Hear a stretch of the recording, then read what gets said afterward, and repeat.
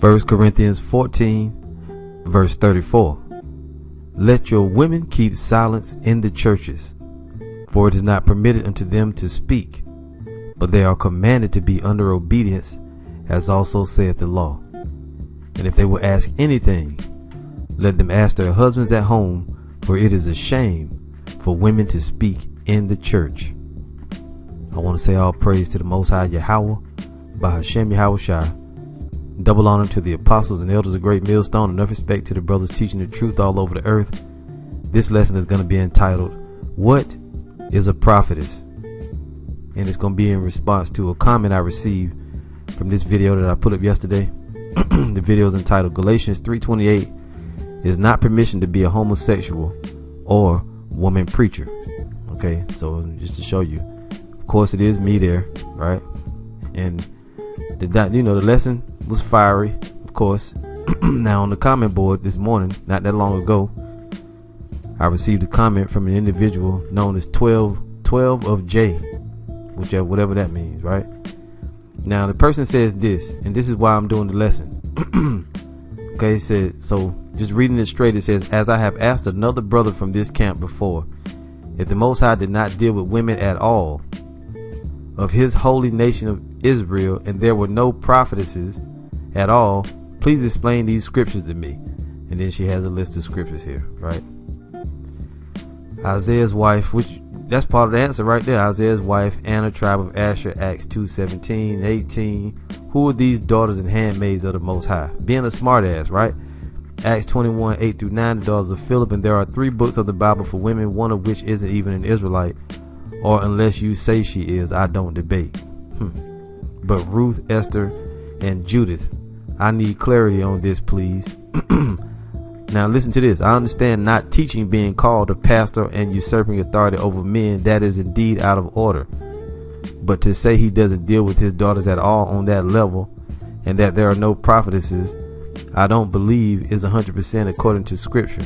Also, when 1 Corinthians 10 and 5 says to be covered while prophesying or praying, then that means they will be prophesying, correct? And the correct you on that is 2 Corinthians 10 and 5, not 1 Corinthians 10 and 5, because I looked it up. Oh, you know what? I'm wrong. No, I'm right. It's 2 Corinthians 10 and 5. Is it? No, I'm sorry. 1 Corinthians 11 and 5. So so she was still wrong. Anyhow, I answered back. This is my reply. I said, first off, I never said that the Most High doesn't deal with women. And when you watch this video, I never uttered that, not one time. I never said in this video the Most High don't deal with women. I said there are no prophetesses, as in teaching the scriptures. Women preachers is what I was talking about. I never said one time that the Most High don't deal with women. He ain't dealing with women on that level. I know of all these scriptures you brought up, but none of those scriptures describe any women teaching. That's just a person that feelings are hurt. Now, let's read a little bit more of it here. So I said, first off, I never said the Most High doesn't deal with women. I said there are no women preachers. And then I read Judges 4 and 4, which we'll read. Well, we'll read it now. Judges 4 and 4. And Deborah, a prophetess. See, the word is clearly in the scriptures. The wife of Lapidos, she judged Israel at that time. I said here the term prophetess equals a prophetess or generally inspired woman. By implication, a prophetess. By association, a prophet's wife. Prophetess. And I said, do you see teacher or preacher in the definition? I said, no, you don't. And then I said, and it's backed up by this, Judges 5 and 1. Then sang Deborah and Barak, the son of Abinoam, on that day. Right? And then I said, the way women prophesy, they either have a dream or a vision. Then they tell their husbands or prophets, and they break down the vision. Also, women can prophesy through song, be a poetess, right? They prophesy through song. So really, the way that it is, prophesying in the Bible doesn't always mean you teaching the truth. Prophesy, you can have a dream or a vision, and you come and tell your husband or the intended individual, right? Or you tell the prophets and they break the vision down if you don't understand it. That's how it goes. So let's get into this a little bit. And then I said, well, let me be nosy and go on this person's page. Now, didn't the girl just say she understand that teaching is out of order? Didn't she say that when you go to her page? Look at this. Look at this. This is nigga woman, man. Okay. The importance of remembering Leviticus, the importance of remembering Revelation, remembering John 4:22, Revelation, blah, blah, blah. You see, the whole damn page worth of video, you running your mouth, and the Most High never set you up in that office to do that. Okay, you going off, and that's why you know the video that I made, it cut you. You know, you got cut through the spirit. That's why you asking them questions like that. You being a damn demon, right? And mind you, I didn't block her. I wanted to see what her response was gonna be, but she ain't respond yet. Now she asked the question 2 hours ago, and an hour ago, which was almost 2 hours ago, I responded, and no response as of yet. You see, so putting up a list of scriptures that show that women were called prophetess, or that women were there, that doesn't mean anything. When you look into the scriptures, first off, let's read these. I'm gonna read 1 Corinthians 14:34. Let your women keep silence in the churches, for it is not permitted unto them to speak, but they are commanded to be under obedience, as also saith the law. And if they will learn anything, let them ask their husbands at home, for it is a shame for women to speak in the church. That's plain. That's plain and to the point. And it starts out saying, verse 33, for the Most High is not the author of confusion, but of peace, as in all churches of the saints. Meaning what? What would confusion be? Confusion would be you having women in there preaching. This backs it up. 1 Timothy 2:11. Let the women learn in silence with all subjection. With all subjection. And I went into that in this lesson. What subjection was, what it meant. We brought up several scriptures. Subjection means under the rule of. You're under the rule of your husband. Okay? Let the woman learn in silence with all subjection, but I suffer not a woman to teach. Period. Stop. There's a comma there, but stop. I suffer not a woman to teach. Right? A second thing, nor to usurp authority over the man, but to be in silence. If you were the lead speaker in a church, you would have to be an authority over men, would you not? It's not your office. The office of a preacher, teacher, prophets, as it were, are men. You people in American culture, you don't know how to look up words, and it's right here, right in your face. You see? Now, many people will say, that's Paul speaking. Well, look, Paul did say it, right? But it's in the Bible. And what did Yahushua say? Lo, I come in the volume of the book. And Yahushua taught Paul directly. Knocked him off the horse at Damascus Road. You can't say you spoke to Yahushua, right? Now, when you do a word search on the word prophetess, right, you're going to get several scriptures. And they always mean, in the Old Testament, they mean the same thing. Matter of fact, let's click on one so people don't say that. All right. Now, let's just go here to Judges 4, because I looked at that definition on my phone. When you look it up here on the blue letter, on either a iPad or on the desktop, you might get a little bit different definition, right? It says what? Listen, prophetess, ancient type endowed with gift of song. Then it gives it, who was it? Miriam. Later type consulted for a word, Huldah. False prophetess, Noadiah. Wife of Isaiah the prophet. Where does it say teachers on here?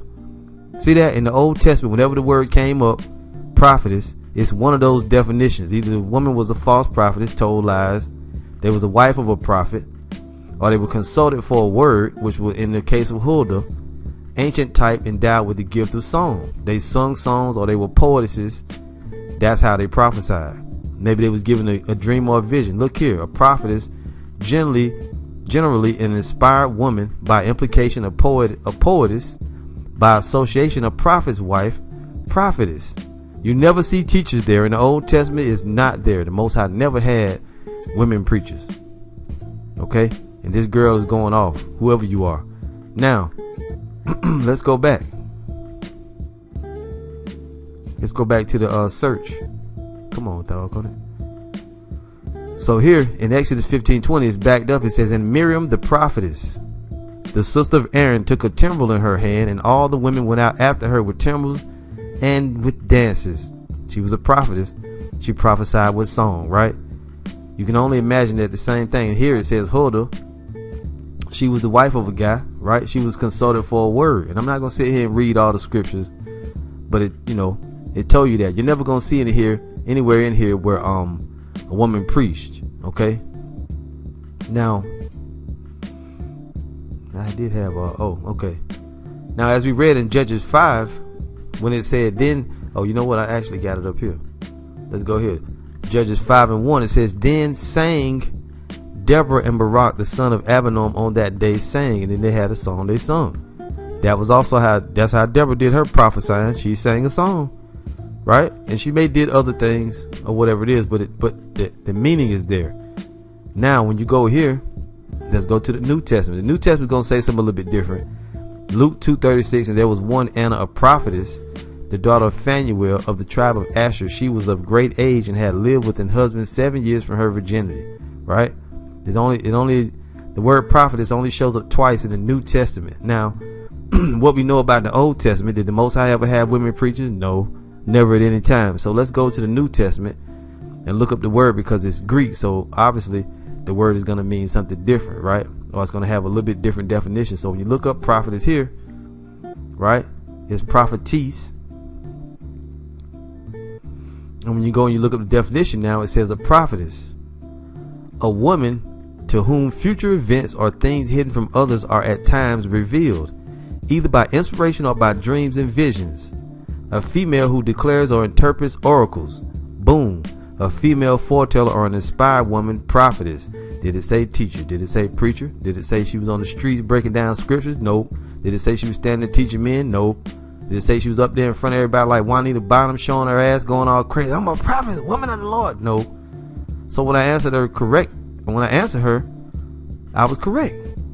And now it doesn't want to give me the full definition. Let's refresh it. See, you people in America, you don't understand nothing, and you constantly trying to find fault with us when we bring out the truth. And this right here, do you know women are not allowed to speak in church? That's accurate.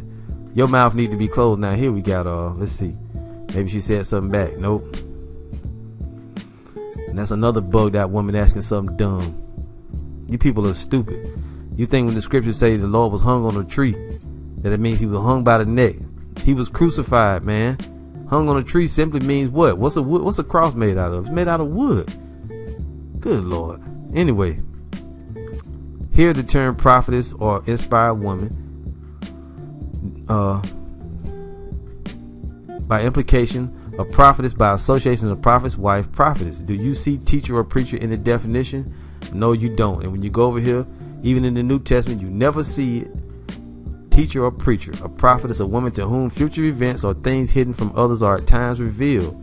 And I said that a woman can get a vision, she can get a dream, and then tell people. I never said the Most High to do that because it's in the Bible. What about Manoah's wife? I think her name was Hannah, right? What about Elizabeth, John the Baptist's mother? What about her? What about Mary? What about all these different women in the scriptures that had dreams and visions, that saw angels and talked to them? I would never say something so damn stupid, right? I said the way women prophesy, they either have a dream or a vision, then they tell their husbands or prophets, and they break down the vision. Boom. Exactly what I said, right? And that's it. Let's go on. Now let's read a few of these scriptures that come up, because she brought it up. This is Joel 2 verse 28. And it shall come to pass afterward that I will pour out my spirit upon all flesh, and your sons and your daughters shall prophesy. Your old men shall dream dreams, your young men shall see visions. Now when we looked at, and let's also read here. And also upon the servants and upon the handmaids in those days will I pour out my spirit. And I will show wonders in the heavens and in the earth, blood and fire and pillars of smoke. The sun shall be turned into darkness and the moon into blood before the great and terrible day of the Lord come. Now, knowing what we know about the Old Testament, what we read so far, when the scripture says here prophesy, we're going to look it up. We know the woman's role and the man's role. Did the Most High ever at any time when dealing with a woman called a prophet and say that she was a preacher or a teacher? Of course not. So when it says here, I will pour out my spirit upon all flesh, and your sons and your daughters shall prophesy. What could this mean? And the word has several definitions. You got to find the one that's going to fit the office, right? To prophesy under influence of divine spirit of false prophets, to prophesy under influence of divine spirit of false prophets, i.e. Prophesy, i.e. to speak or sing by inspiration and prediction or simple discourse. Prophesying makes self a prophet. So if you know that women don't teach, right, is this going to be applied to the daughters as teachers? Of course not. It's going to be applied to them as singing, right? Even speaking. They may speak and tell somebody of a thing that they heard that the Most High showed them in a vision or a dream. As the brothers that teach the truth, many of their wives have dreams and visions. They tell them about the dream and vision. The brothers make videos and break it down to the congregation. That's happened 1,000 times, right? It's happened 1,000 times. But you know that it don't mean you're going to go and set up a camp and you're going to teach. You're going to go and be among men. And then this damn girl said she knew that was out of order, but yet she's still doing it. Why? Because she's a damn demon. That's why. She's rebellious, a rebellious daughter of Israel. That's why. You see? So now let's also look up handmaids, because she mentioned that. And also upon the servants and upon the handmaids in those days will I pour out my spirit, right? What is handmaid? What is that? You really don't want to be that. Because I looked it up already, but let's just do it. It says here, handmaid, maid servant, bondwoman, maiden, woman servants, handmaids, bondmaid, servant, wench, maid servant, slave girl, maid servant is belonging to a mistress of address, speaker, humility. Now, is this going to be a speaker in an open forum? No. Because as you go on and you look it up right here, to spread out as a family, a female slave as a member of the household, bondmaid, maid servant, maiden, wench, bondwoman, woman servant. You see? And even here when you look in the Gmsnarratorsc lexicon, you don't see anything there either, right? So of course we know, after all the things we read and looked at, the Most High ain't gonna say here that it shall prophesy, and you know it's talking about as in a woman's sense that it ain't teaching. So why is he gonna come back here and say she gonna be out there speaking and teaching? It's not there, man. Let's go on. Acts 2, the same scripture in the New Testament, quoting what was written in that book of Joel, Acts 2:16. But this is that which was spoken by the prophet Joel. And it shall come to pass in the last days, saith the Most High, I will pour out my spirit upon all flesh, and your sons and your daughters shall prophesy, and your young men shall see visions, and your old men shall dream dreams. And on my servants and on my handmaidens will I pour out in those days of my spirit, and they shall prophesy. We're going to look that up too. Well, we're going to look it up here. So it's going to be the same word. And I will show wonders in heaven above, and signs in the earth beneath, blood and fire and vapor of smoke. The sun shall be turned into darkness, and the moon into blood before the great and notable day of the Lord come. Now, let's look it up here. Yeah, let's just look it up.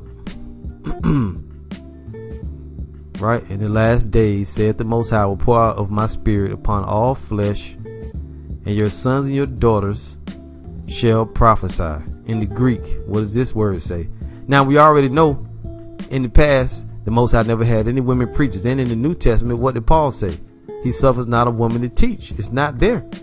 Now, when you go here, of course, you got several definitions. To prophesy, to be a prophet. And the prophet, in the prophetic sense of preaching the word, you know that's going to be for men, because it says they shall prophesy. You got to apply the right definitions. Speak forth by divine inspirations. That could be a woman. To predict, that could be a woman. With the idea of foretelling future events, especially pertaining to the kingdom, that could be a woman. To utter forth, declare a thing which can only be known by divine revelation, that could be a woman. To break forth under sudden impulse in lofty discourse or praise of the divine counsels. Lofty discourse is probably not woman, but praise of the divine counsels, that could be female. Under light prompting. Now it says here to teach. You think and refute, reprove, admonish. None of those are going to be a woman's office. Comfort others, perhaps. To act as a prophet, discharge a prophetic office. Of course, obviously that's not a woman, right? To foretell events, divine, speak under inspiration, exercise a prophetic office. So you're going to have certain definitions that apply to the men, and then certain definitions that can apply to both. But this definition can only apply to men. Exercise the prophetic office, be a prophet, as in Isaiah, Jeremiah, Ezekiel, right? And she went on to say there were books in the Bible named after women. You said for women. That's not true. Those books are not just for women. Let's go back and read her comment. She said, let's see, the book of Micah. Micah was a prophet. That was a man. Now, the daughters of Philip. There are 3 books of the Bible for women. That's not true. The book of Esther wasn't for women. The book of Judith wasn't for women, and neither was the book of Ruth. They was for the Israelites in general, right? And they all had a lot of different meanings in the books, but a lot of things happened. They weren't written specifically for women. So you're getting your clarity. Now again, I need clarity on this, please. I understand not teaching, being called a pastor, and usurping authority over men. Would you, if you understand it, why you over there trying to teach? That is indeed out of order. Yeah, and you out of order. Let's go on though. Back in the scripture again. So we looked up prophesy. Now let's look up handmaidens. Over here in the Greek, looks like the word dole, which I'm not gonna bother with the pronunciation because it's unimportant. A female slave, bondmaid, handmaid. A female slave, involuntary or voluntary. See, which really in this day and age we don't have female slaves, right? So it's just gonna mean a woman that's, you know, that the Most High dealing with in visions and in dreams. You see, there it is. That's all that you see. Now when you go to 1 Corinthians 11 and 5, which he brought up, it says, but every woman that prayeth or prophesieth with her head uncovered dishonoreth her head, for that is even all one as if she were shaven. Now we done looked at the term, but let's just go ahead, you know, for the sake of doing it, because when the women are gonna prophesy, but they ain't gonna be out there teaching the word. They're not gonna be teaching men, right? But let's just see what it says, and it's the same definition as what we just read and broke down. You're gonna have to apply the right definition. We know it ain't talking about the be down breaking up. It's not to teach, right? We know that ain't it. It ain't to teach. All these other definitions here that imply what when a woman prophesies, what she's gonna be doing, and we got history backing us up. Plus, what did Paul say in 1 Corinthians and in Timothy? What was written there, right? The Most High is not the author of confusion. See, there are not gonna be any women preachers. Now I'm gonna say this: a lot of you people out there try to accuse us and saying like we, just because the ministry is dominated by men, that's the way that it's supposed to be. And you got brothers putting it up on the comment board. 1 Corinthians 14:34 through 40. Excuse me. See, even women on the comment board agreeing with the lesson. Maria Clark, every single word of this.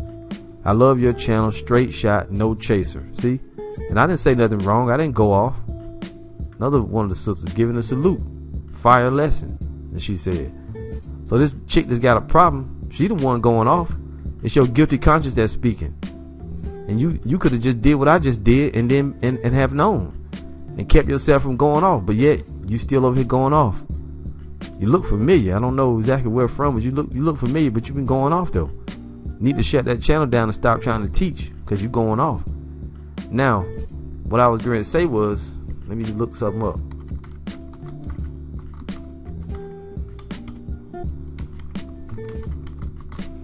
People love to accuse us and act as if we saying that women are not part of the truth or whatever. Statements like that have been made, but we didn't mean it in that way when brothers said that.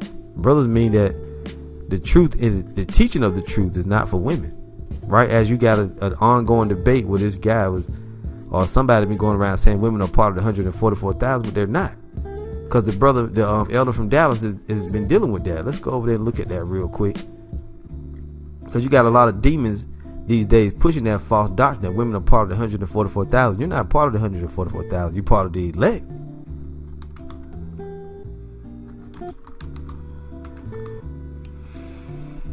Matter of fact, I was just about to start, I've been making lessons so much, I haven't had that much of a chance to watch a lot of lessons. Come on, computer. Excuse me. But this elder and brother just put together 2 different lessons dealing with this, right? You got women are not a part of the 144,000 priesthood because they can't teach. It's forbidden. And then also a response to the elect lady. See? Because somebody will put these comments on the comment board. You got a bunch of demons doing that right now, but you getting shut down left and right. And you got that rumor out there sending these lies saying that, the Most High ain't dealing with women. That sister even said that. I never said Most High wasn't dealing with women on that level, because obviously he will give them visions and dreams, right? There are women that, and I'm going to show you a few examples before we close out here. But I did this lesson not that long ago. October of the past year. It's called Dear Sister, an Exhortation to the Hebrew Israelite Women. See? So don't sit there and act like, we biased against women. No, we just all about the 100% truth. We tell the truth when we teach. Also, if I can find it, on one of the old camp channels. If I can find it. Let's see here. One of the old camp channels years back on the street, me and the brothers at the time, guys that were brothers, we went into a whole lesson dealing with the women. She had washed my feet with her tears. We were dealing with the women. So don't you picked the wrong person coming on the comment board talking that shit. Okay? Because we went all into it that day, all into different scriptures dealing with, like I said, look, the story of Tabitha and Israelite women's. Let me try to get the title. The story of Tabitha and Israelite women's outstanding deeds. So you got the wrong guy. Okay? You got the wrong guy. You damn demon ass women out there, man. I can't help your feelings hurt and you feel left out, but the Most High didn't set you up to teach. You're not for the ministry, okay?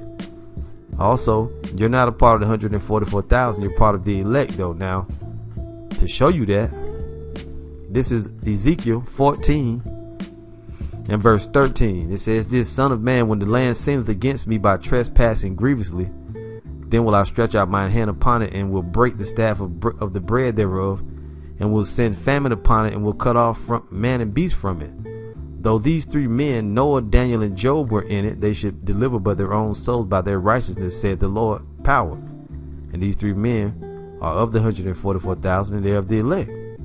"If I cause noisome beasts to pass through the land, and they spoil it, so that it be desolate, that no man may pass through because of the beasts, though these three men were in it, as I live, said the Lord power, they shall deliver neither sons nor daughters, they only shall be delivered, but the land shall be desolate.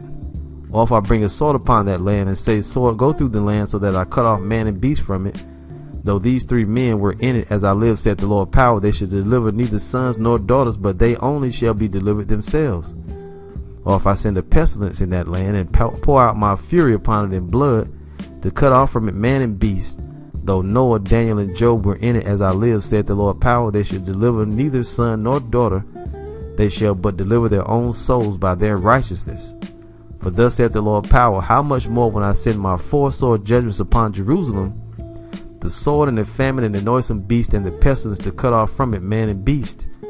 Yet behold, therein shall be left a remnant that shall be brought forth, both sons and daughters." And I bring this scripture out all the time. Women are part of the elect, the 1/3, but not the 144,000. And you're not teachers, you're not preachers, you're not prophets, as we're out on the corners bringing out the truth.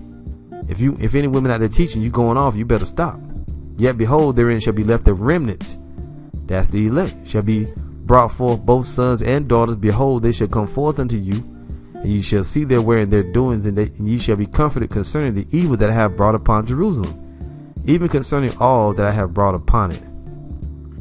And they shall comfort you when ye see their ways and their doings, and ye shall know that I have not done without cause all that I have done in it, saith the Lord power." So when the destruction, when this Jacob's trouble pours out, the Most High said he's going to bring a remnant forth, both those sons and daughters. 2 Corinthians 6:14, "Be ye not unequally yoked together with unbelievers. For what fellowship hath righteousness with unrighteousness? And what communion hath light with darkness? And what concord hath the anointed, or the Hamashiach, with Belial, which is Satan? Or what part hath he that believeth with an infidel? And what agreement hath the temple of the Most High with idols? For ye are the temple of the living God. And as the Most High hath said, I will dwell in them and walk in them, and will be their God, and they shall be my people. Wherefore come out from among them, and be ye separate, saith the Lord, and touch not the unclean thing, and I will receive you, and will be a father unto you.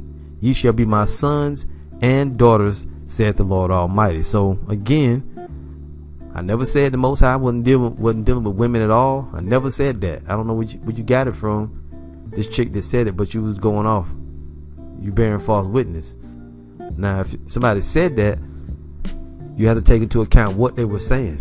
If you say, "Oh, the Most High ain't dealing with the women," it just means I know what brothers have said, uttered that, But what they were saying was the Most High did with women on the level of teaching, because you're not to teach. Plain and simple. Now, even in the old days when Israel went through shit, we went through the curses, we went through tribulation, the women were there present, and you had those of the women that were noble, that had noble deeds, right? Now I want to read, I don't want to have to read all of this, but this is when King Antiochus, the damn wicked, First Maccabees 1:41. Moreover, King Antiochus wrote to his whole kingdom that all should be one people, and every one should leave his laws. So all the heathen agreed according to the commandment of the king. Yea, many also of the Israelites consented to his religion and sacrificed unto idols and profaned the Sabbath. You see, for the king had sent letters by messengers unto Jerusalem and the cities of Judah that they should follow the strange laws of the land. You see what's going on here. And forbid burnt offerings and sacrifice and drink offerings in the temple, and that they should profane the Sabbaths and festival days and pollute the sanctuary and holy people. Set up altars and groves and chapels of idols and sacrifice swine flesh and unclean beasts, that they should also leave their children uncircumcised and make their souls abominable with all manner of uncleanness and profanation. Why did they do it? To the end that they might forget the law and change all the ordinances. And whosoever would not do according to the commandment of the king, he said he should die. See? In the selfsame manner wrote he to his whole kingdom and appointed overseers over the people, commanding the cities of Judah to sacrifice city by city. Then many of the people were gathered together unto them, to wit, every one that forsook the law. And so they committed evils in the land, and drove the Israelites into secret places, even wheresoever they could flee for succor, cities of safety. And it says, now the 15th day of the month Caslu, in the 145th year, they set up the abomination of desolation upon the altar, and builded idol altars throughout the cities of Judah on every side, and burnt incense at the doors of their houses and in the streets. And when they had rent in pieces the books of the law which they found, they burnt with fire. And wheresoever was found with any the book of the testament, or if any consented to the law, the king's commandment was that they should put him to death. Which means the damn Edomites was going crazy, right? And they wanted to stop the Israelites from keeping the law. Why? To keep the Most High from being, from us being with our God. Because if you turn away from his law, you turn your back on him, then he turns his back on you. You see? So this is what the devil did. That's why they got a Christianity doctrine now, saying the law was done away with, to separate the Israelites from their God. Now during this time, it was heavy persecution, right? Listen close. Thus did they by their authority unto the Israelites every month, to as many as were found in the cities. They were putting to death people that was keeping the law, or that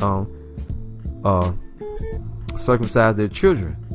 Now the 25th day of the month, they did sacrifice upon the idol altar, which was upon the altar of the Most High. They put a pagan altar on top of the Most High's altar. At which time, according to the commandment, they put to death certain women that had caused their children to be circumcised. And they hanged the infants about their necks, and rifled their houses, and slew them that had circumcised them. See? So these women went against the commandment of the king to keep the law instead, and they died. That's a noble act, right? Committed by women. Howbeit many in Israel were fully resolved and confirmed in themselves not to eat any unclean thing, wherefore they chose rather to die, that they might not be defiled with meats, and that they might not profane the holy covenant. So then they died, and there was very great wrath upon Israel. So you people out there with the hurt feelings, man, you got the wrong people, because we bring out all the truth. And also, don't forget, First Maccabees is in chapter 7. That story, if I got the right chapter, and I might have it wrong. Let's see. It may be Second Maccabees. Let's see if it is. But you can't forget that story. I don't know if I got it right.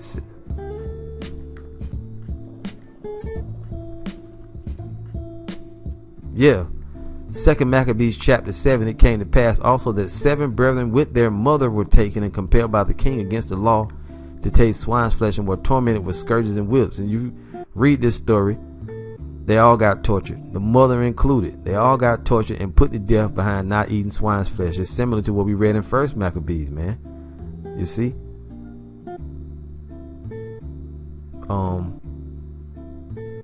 Yeah, and you just got to go read the story because it's too lengthy for me to read it now. But that's, more deeds of, great Israelite women. You see, great Israelite women. And I would never say, y'all got it wrong, man. Just because we bring out the truth, we got to bring out the truth the way it's supposed to be taught. But I would never sit here and say the Most High don't deal with women, okay? You got to have balance when you teach, right? Just like you got to elect women that, also followed, women that follow Yahweh Shai during the time he taught in his ministry, if she...